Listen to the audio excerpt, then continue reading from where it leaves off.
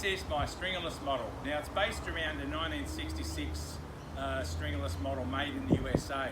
Now one of the surfers, Dan, ordered this board and he owned an original which was made by GNS, he said, and it was a lot different than what we were doing in Australia.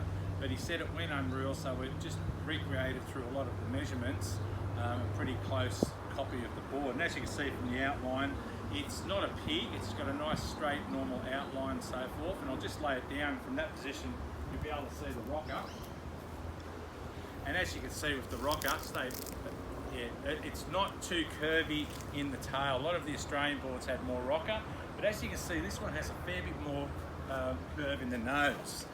Okay, so this is one of the characteristics of the board, and it's 10 foot long as well. So most of the ones at that period in Australia certainly had the more roll and V in the tail, but this one is a bit different. With this one, it has a big roll in the middle, so the rail's really dropped up to the deck basically, so it's almost like an 80-20 or a 70-30 rail going towards the deck. But when we get towards the tail, it's 50-50, and it's not much V in the tip of the tail. It's reasonably flat. Here's a slight rolly V, roll there, and then a heavy roll all the way through the nose and front with this flattish style panel which is all the way through the middle there. So that's what was happening in the US, and as well you can see the fin. This is only a 9¼ inch deep fin.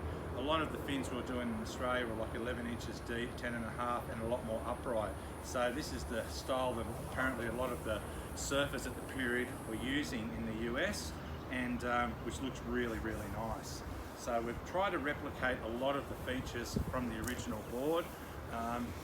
No stickers on the bottom, completely bare like the original, and just the stringerless sticker on the deck. Now it's got 2 layers of glass, top and bottom, a reasonable lap as you can see, but yeah, it should be a real cruisy trim machine. Now Dan will be surfing this probably in about a week and a bit. We'll be sending it in a couple of days, but yeah, so this model here we're calling the USA stringerless model.